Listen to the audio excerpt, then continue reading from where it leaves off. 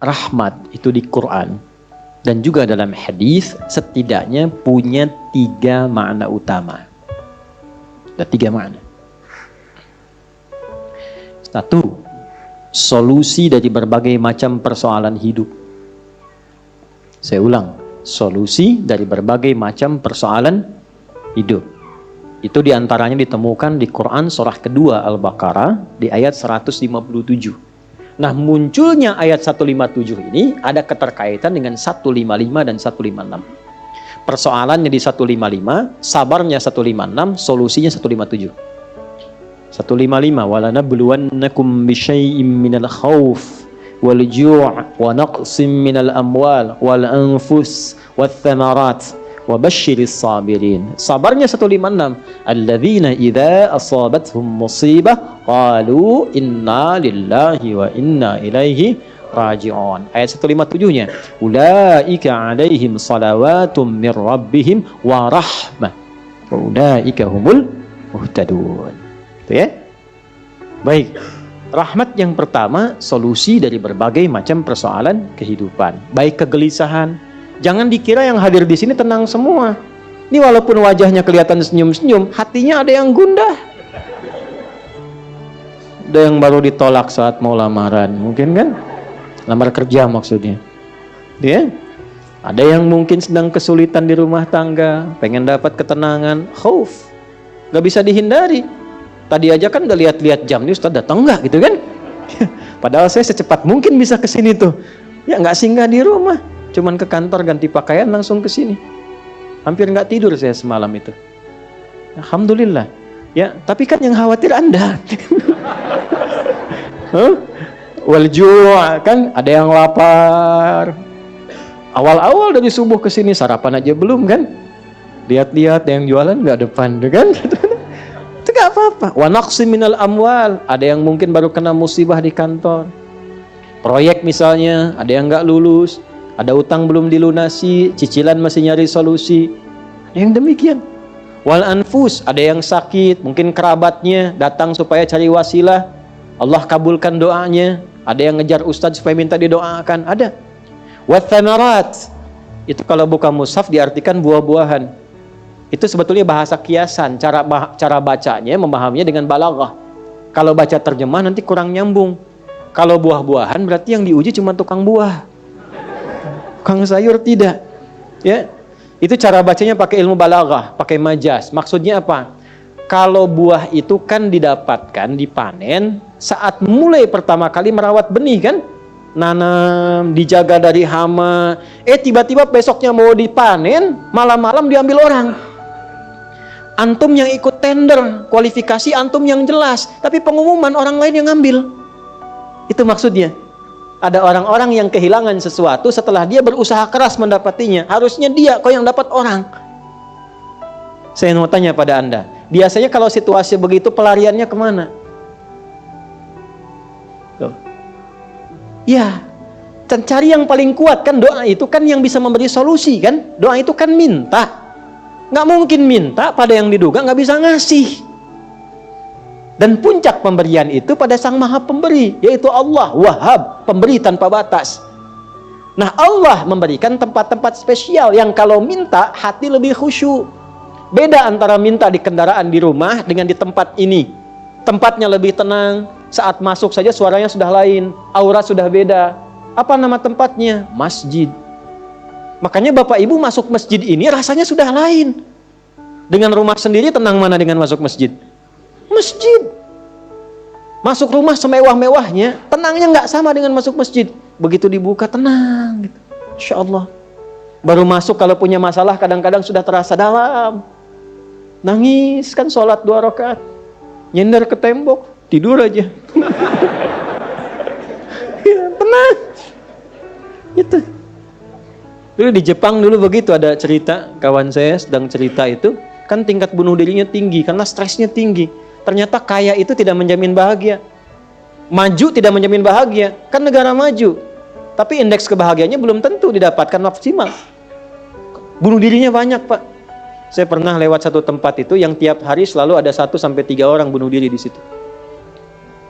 Itu masih biasa Ustaz. Ada satu tempat X lah, saya tidak sebutkan ya. X.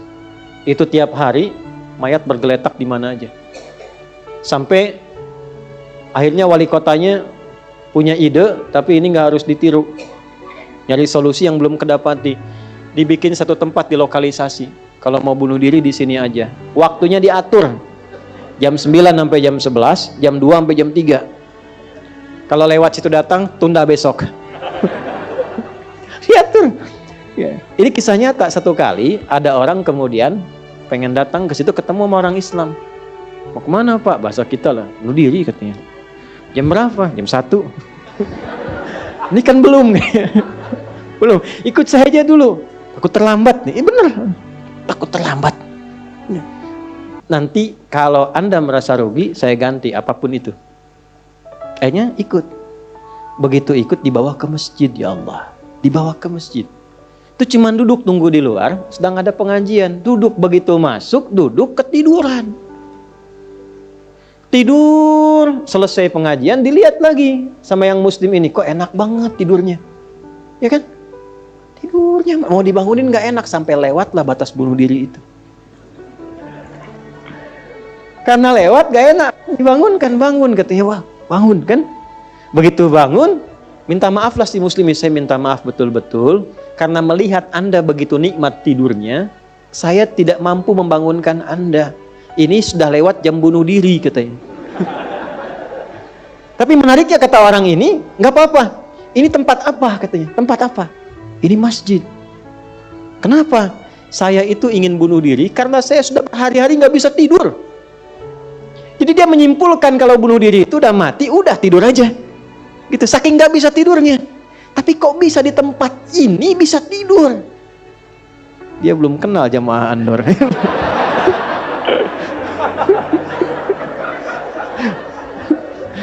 Tidur. Maka diperkenalkanlah dengan masjid. Masjid. Masuk Islam Pak. Syahadu an la ilaha illallah, syahadu anna Muhammad Rasulullah. Itu cuman numpang istirahat samping masjid, masuk Islam. Asbabnya tidur. Tuh. Orang ketiduran masuk Islam. Habis masuk Islam jadi rajin. Ada orang sudah muslim. Masuk masjid banyak tidurnya. Ya. Ayo bangun. Ya. Baik, itu satu. Jadi ternyata kenapa yang pertama rahmat? Karena Allah tuh maha tahu. Nggak ada di antara hidup kita yang nggak punya masalah. Pasti punya persoalan. Kalau sedang ditimpa persoalan, diuji, sabar dulu. Kata Allah, terima dulu. Karena hakikat dari ujian itu untuk meningkatkan kualitas hidup. Dan nggak mungkin diuji kalau nggak mampu. Nggak mungkin. Kaidahnya kan jelas. La yukallifullahu nafsan illa. Jadi kalau ada ibu sedang diuji masalah sekarang begitu berat, memang yang mampu cuma ibu, Bu. Saya nggak mampu. Karena saya nggak mampu, saya nggak diuji. Maka berbahagialah ketika Allah lebih memilih ibu dibandingkan dengan saya. Sabar dulu. Dan hikmahnya apa? Ada nanti sesuatu yang besar di depan, yang butuh kesabaran lebih. Kalau yang sekarang nggak lulus, ke depan itu sulit untuk dihadapi. Karena itulah ditingkatkan kualitas, terima dulu, tapi kan nggak usah lama-lama. Ya kan? Allah maha tahu itu. Jangan lama-lama, terima dulu. Datanglah kemudian mohon solusi. Kemana datangnya? Masjid. Maka dari itulah ketika masuk, Anda mengatakan Allahumma ftah li abwaba rahmatik. Di antara itu minta solusi. Makanya ketika masuk merendah, sholat 2 rakaat, begitu sholat, mintalah sesuai kebutuhan Anda yang dirasakan pada saat itu. Itu fikihnya. Nah kalau nggak tahu fikihnya, nanti itu nggak kepake, sayang, peluang hilang. Padahal mungkin itu cara Allah untuk bisa mengabulkan apa yang kita mohon. Jelas? 1. 2, itu ampunan dari dosa yang sudah berlebih. Namanya israf. Quran surah ke-39 Az-Zumar di ayat ke-53. Qul ya ibadiyalladzina asrafu ala anfusihim la taqnatu mir rahmatillah. Innallaha yaghfirudz dzunuba jami'a. Duhai hambaku, tuh masih disebut hamba. Siapa di antara kita di sini yang merasa tidak punya dosa? Boleh angkat tangan. Boleh, silakan. Saya selesai pulang. Pasti setiap kita merasa itu. Dan tidak sedikit orang-orang yang ingin taubat itu mencari tempat. Nah, tidak ada tempat yang paling ideal kecuali ke masjid. Kalaupun nggak ada orang, nggak apa-apa. Datang masuk. Masuk Pak. Mungkin yang menghambat rezeki itu dosa. Yang menghambat perbuatan belum bisa jadi baik, dosa. Ya, mohon maaf dengan berbagai jenisnya. Dengan berbagai jenisnya. Maka yang terbaik apa? Datang ke masjid. Datang ke masjid. Ya. Ini kisah nyata di masa lalu. Makanya sering baca tuh yang baik-baik lah, kisah salafus saleh, orang-orang saleh di masa lalu. Ada seorang hamba rajin salatnya. Ini sahih riwayatnya, sahih. Rajin salat. Tapi yang menarik tertuliskan, ya, ketika malaikat itu mendapat informasi, di aras tertuliskan, ini termasuk bagian dari ahli neraka. Tapi salat. Perhatikan ya, perhatikan. Ini nanti terkait juga dengan hadis, kalau Anda baca Al-Arba'in, nomor hadis yang keempat itu. Ya, terkait dengan bab takdir. Bagaimana kemudian ikhtiar seorang hamba itu, ya, menjadikan ia berubah dari salah menjadi soleh dan sangat dicintai oleh Allah. Oke? Maka apa yang terjadi?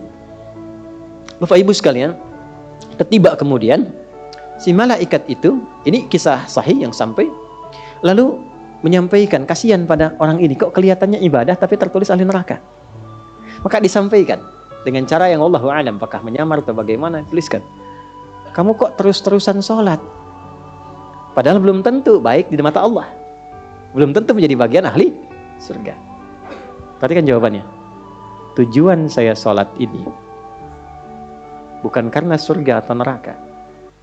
Tujuan sholat ini bukan karena saya dipandang baik atau buruk, tapi tujuan sholat ini saya ingin mengagungkan Allah Subhanahu wa Ta'ala. Perhatikan. Dan nanti ini menjadi cara bagi seseorang yang ingin bertobat. Jadi kalau ingin bertobat, tobatnya ingin benar, carilah perhatian Allah. Yang penting ridha Allah. Terus saja tobat sampai merasakan kenikmatan tersambung dengan Allah. Itu maksudnya. Jadi begitu keluar kalimat itu yang mengguncang arsy, itu yang dijadikan oleh Allah pelajaran bahkan pada alam malaikat untuk mengenal bagaimana rahmat Allah itu diberikan. Mudah bagi Allah membuka, merubah, memutar, mudah. Tapi Allah ingin memberikan pelajaran bahkan di alam malaikat bagaimana kasih Allah diberikan. Begitu kalimat itu muncul, apa yang terjadi? Maka berubahlah di arsy namanya menjadi ahli surga. Ini riwayat sahih. Berubah menjadi apa? Ahli surga. Padahal Allah tuh maha mengetahui, gampang aja tinggal dirubah ahli surga, tidak. Tapi Allah ingin memberikan informasi bahkan di alam langit kepada para malaikat betapa tingginya rahmat Allah memberi kesempatan pada setiap hambanya untuk kembali kepada Allah dalam kebaikan. Dan itu disebut hamba. Disebut hamba. Karena itu Allah begitu mencintai ketika ada pelaku maksiat, dia pengen taubat, itu begitu dicintai dan statusnya naik lebih tinggi. Ini yang menyebabkan ayat ini turun. Qul ya ibadiyalladzina asrafu ala anfusihim. Ini yang menyebabkan itu menunjukkan rahmat Allah. Hai hambaku, betapa besar pun kau pernah berbuat dosa, sepanjang masih hidup belum tiba ajalmu, jangan pernah putus asa untuk mendapatkan rahmatku. Pakai rahmat. Rahmat di sini mencakup Rahman dan Rahimnya Allah Subhanahu wa Ta'ala. Karena itu kalau Anda pernah berbuat salah, kita, jangan malu untuk kembali. Kalaupun malu dilihat orang, Allah menyiapkan tempat yang tidak semua orang bisa ke situ. Datang ke masjid, mohon, minta salat 2 rakaat, minta kebaikan kepada Allah sampai hati mendapatkan ketenangan. Jelas di sini? Baik. Dan yang ketiga, ini yang paling juga banyak dimohonkan, ya. Satu, solusi. Yang kedua apa? Ampunan dari dosa yang begitu melimpah, ya. Dan yang ketiga, rahmat yang ketiga, kasih sayang yang memudahkan jalan-jalan kehidupan dunia sampai akhirat. Yang ketiga, semua kita pasti ingin mendapatkan kemudahan, kenyamanan, bukan cuma dunia, sampai dengan akhirat. Kasih Allah yang memberikan kemudahan dunia disebut dengan Rahman, kasih Allah yang memberikan kelapangan akhirat disebut dengan Rahim. Itu kita baca setiap hari, Bismillahirrahmanirrahim. Maka ketika masuk ke dalam masjid, mohonlah kepada Allah satu dari 3 kemuliaan ini. Kalau ustadznya belum datang, itu manfaat besar. Boleh jadi banyak permohonan, ayo lekatkan di situ, optimalkan. Dan di situ mungkin peluang terbesar untuk mendapatkan apa yang kita inginkan. Jadi, begitu Bapak Ibu mendapatkan satu dari 3 itu, keutamaan bukan? Keutamaan bukan? Hah? Istimewa tidak? Dalam bahasa Arab, sesuatu yang istimewa, sesuatu yang utama disebut fadlun namanya. Makanya Sulaiman alaihissalam ketika dipuji karena hebatnya, istimewanya, bisa menaklukkan awan, ya kan? Sebelum Songgoku dan Songgohan dengan awan kintonnya itu yang fiksi, Nabi Sulaiman tuh betul-betul nyata. Tapi ketika dipuji apa yang beliau katakan? Hadza min fadli Rabbi, fadlun. Itulah sebabnya kalau bisa jangan dulu keluar sampai merasakan rahmat Allah ada dalam diri kita. Begitu keluar, Anda keluar dengan kaki kiri dengan mengatakan Allahumma inni as'aluka min fadli. Ya Allah, saya ke masjid seperti apa yang Engkau perintahkan, saya datang. Saya memohon seperti apa yang Engkau tunjukkan lewat Rasulmu, saya lakukan. Ya Allah, Engkau minta ini, saya kerjakan. Engkau minta berdoa, saya doa. Engkau minta alirkan air mata, aku alirkan. Maka mohon ya Allah, jangan biarkan aku keluar dari rumahmu ini, kecuali Engkau kabulkan apa yang aku mohonkan, sesuai dengan janji yang Engkau tetapkan sebagai kemuliaan darimu. Ya Allah, saya mohon kemuliaan darimu.